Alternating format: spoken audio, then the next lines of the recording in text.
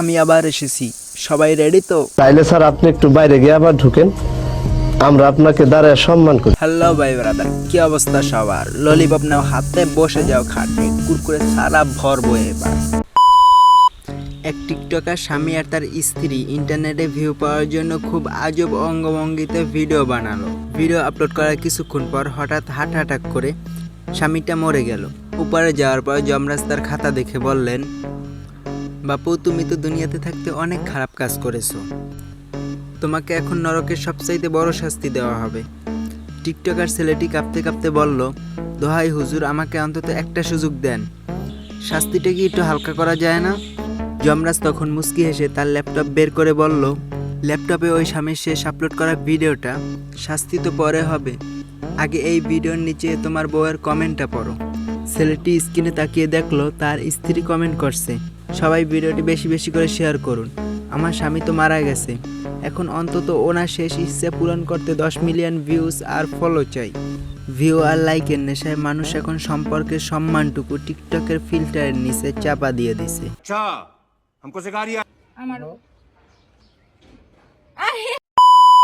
তো একদিন ওই ছেলেটি অসুস্থ হয়ে এক অভিজ্ঞতাশীল ডাক্তারের কাছে গেছে। ডাক্তার জিজ্ঞাইলো, আপনার সমস্যা কি, খুলে বলুন।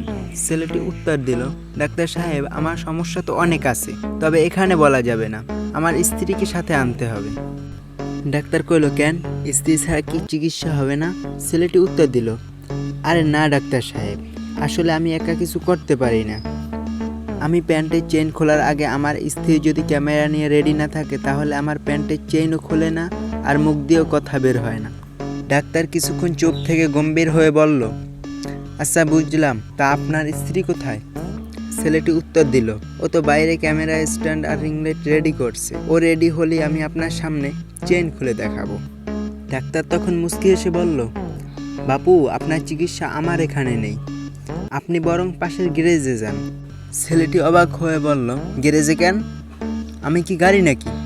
ডাক্তার উত্তর দিল, না আপনি গাড়ি নন, কিন্তু আপনার তো এখন মানসিক চিকিৎসার দরকার নেই, আপনার মাথায় আর শরীরে লাইক কমেন্টের যে পরিমাণ মরিচা ধরেছে, একজন ভালো মেকানিক দরকার যে আপনার মাথার নাটবল্টু টাইট দিয়ে মানুষের মতো লজ্জা ফিরিয়ে আনবে। আর শুনেন, ভিডিও করার সময় চেন তো খুললেন, কিন্তু মগজটা যে বাসায় ফেলে এসেছেন, সেই ভিডিওটা ছাড়বেন কবে?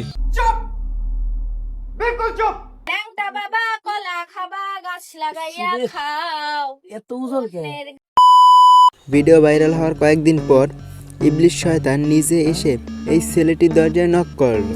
ছেলেটি অবাক হয়ে জিজ্ঞেস করলো, আরে আপনি এখানে কেন, আমাকে কি নিতে এসেছেন?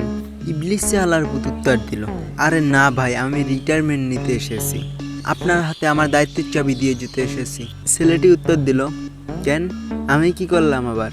ইবলিশ আল্লাহর ভূত কয়, আরে ভাই, আমি তো হাজার হাজার বছর ধরে মানুষকে কুশিক্ষা দিই, কিন্তু কোনোদিন মাথায় আসে নাই যে এইভাবে নিজের ইজ্জত বাজারে বিক্রি করা যায়।